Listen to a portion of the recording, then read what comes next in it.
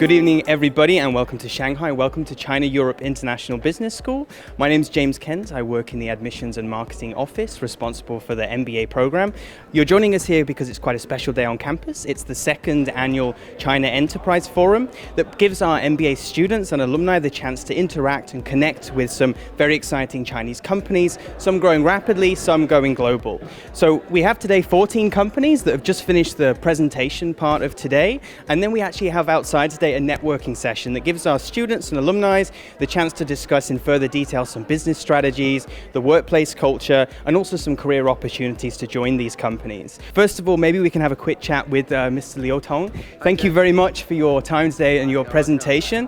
One of the things that I was quite interested about SwiftPass, obviously the mobile payment space is very, very competitive. I think KPMG named SwiftPass one of the top 50 fintech players in China last year, and I just wonder, why do you think the company has been so successful? Well, actually, I think it's because that we chose the right partners. The partners are the tier 1 commercial banks. Actually, our coverage in the Chinese market is about 100%, which means 90% over 200 Chinese national commercial banks, they've chosen to work with us because they believe why there's a word combination of fintech, which means it's finance plus technology.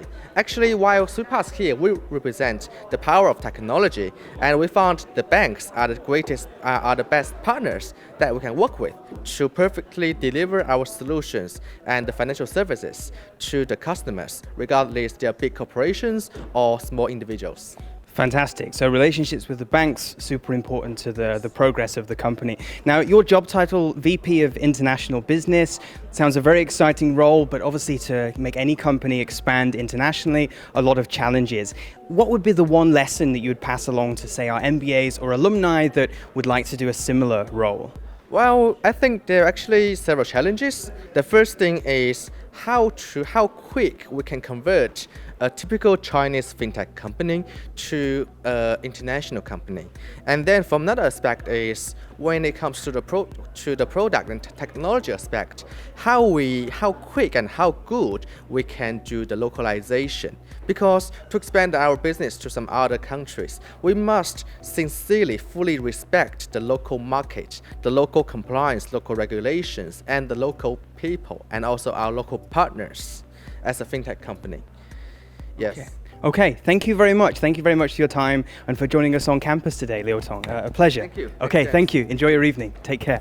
So now I think what we'll do is have a look outside at the networking side of today's event. This is actually one of the CDC flagship events. Apart from this, they also organize a career fair every January. Also, they work very closely with the MBA students at CEIBS to organize a series of career treks. So this goes to places like Hangzhou and Beijing and Hong Kong in China, but also overseas to the likes of Singapore, the likes of Bangalore.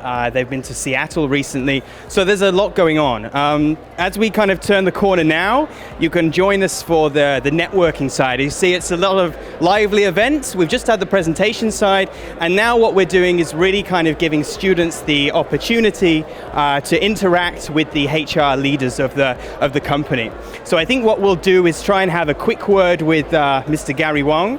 One of the important elements is obviously the HR perspective. So what we really want to do is give our students the chance to kind of come and explore career opportunities for these globalizing company. So Gary is a HR VP at Beijing. Thank you very much for joining us today. I had just one question about, you shared today's presentation how Beijing is born in China, right, but has strong US connections. You also have a foothold in Switzerland, like CEIBS, like our own school, but also Australia. How have you seen the culture change as the company becomes more and more global, Gary? So, thank you. A great question. So you really asked very important thing that because the culture and the value system is really the most important thing as a company. So yes, you said Beijing has global expansion, that we have employees globally right now in Europe, US, and China. But I don't think the culture has been changed. The change is the way of working, because at the beginning, we only have employees in China that people can work each other very quickly. But right now, you have to co-work with the global employees who are located in different countries. So that's the key change. Another thing is that with that, so you have to work with global colleagues. So I can give you one example how the culture has been evolved. So for example, we have one core value is a effective non-hierarchical decision making. So that means we work as a small company startup, even though you have 2,000 employees, that we require our people to stick with the core values. So even though you work in US, China, and then you have to make your decision making very effective. We are not a top-down system to really make decisions. We are kind of be flat. We need to collaborate and work in a highly matrix organization. So as said, so our culture is keep evolved and keep evolving. So that's kind of a key change in our culture. So yeah. Perfect. Thank you very much, Gary. Enjoy the rest of your time at CEIBS. Take care. Fantastic. So now it's quite a busy hall, but what we'll do is try and find out some more people to talk to. One of the really interesting presentations today for me was a company called Canature. So Canature have a very innovative tech and healthcare product. I'll bring in Tina here. Tina, hey. Welcome to CEIBS. Thank you so much for inviting me. Yeah, thank you very much. And so we had a very nice presentation about opportunities at Canature. Maybe I just find a bit about your background though. So you are the general manager of business development and strategy. And marketing. And marketing. Also developing new business. I'm managing, kickstarting a business in Canada. Wow, so that's quite a long career job title. What I was quite interested though, there's a lot of MBAs and also alumni that are here today that would very much like to follow in your footsteps, right? So represent a Chinese company that's going global. If somebody wanted to follow in your footsteps, what one piece of advice would you have for them? Can I give 3? 3 quick ones, yeah. Okay. No, quick ones. So the first one I think is really to know your strength. I think knowing your strength, know how to actually develop it further, and then know your weakness so that you can actually not be too bad at it. I think that's number 1. I think second is to find the right mentor and leaders to follow, because I think for me that's really benefited me over the years, is finding the right people actually trust you and willing to build your strength and find the right opportunity for you. And lastly, I think is don't be afraid to fail. I think a lot of times you fail early, but you learn fast, and that's actually really important. So don't be afraid to jump out of your existing opportunity, step out of your comfort zone, and really go out and try new things.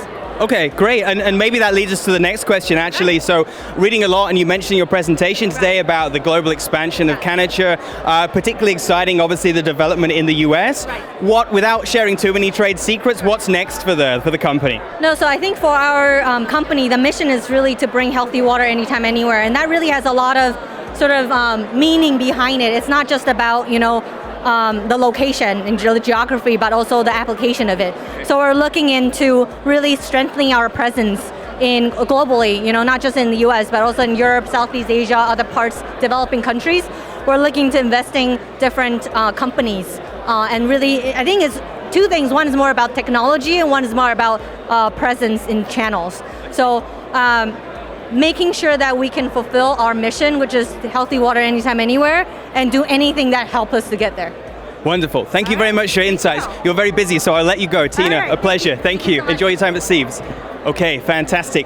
So now we'll kind of continue carving our way through the room and see if we can speak to some alumni and students at CEIBS. So just for if you're interested in joining the school by watching this video, we have about 180 MBA students each year from 15 to 20 different countries. If you're interested, you require a GMAT score and 2 letters of recommendation, but maybe we can have a quick chat now with one of our recent alumni who was diligently studying some of the material today. Good. So Hao Shang, welcome back to campus, first of all. Yes, yeah. So what are you doing here? Why are you back on campus today? Just looking for some opportunities here, and I think this is a very great opportunity to reconnect, because actually I've been in the past year very busy working and how consulting life looks like.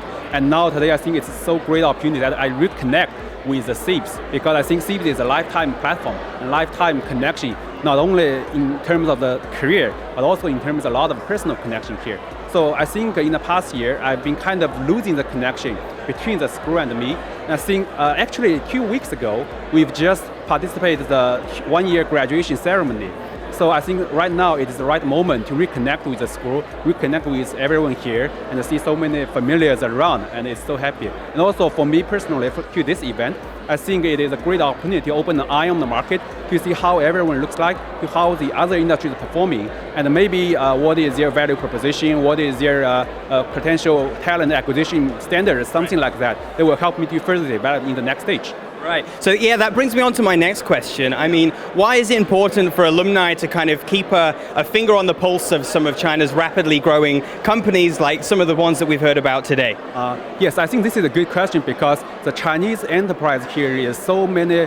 There are so many very important and great companies here, and a lot of macro data will support how important it is. And I cannot emphasize more actually, but I will take my personal project experience to illustrate it. In my last project, I helped a Korean client to enter into the Chinese market, and their product is a smart cockpit component, which is a very hot topic in the recent automotive industry. But our client feel that the Chinese enterprise, Chinese car company, actually they're developing the technology and application way ahead of the global players. Actually, they are losing behind. They have to understand and learn from them.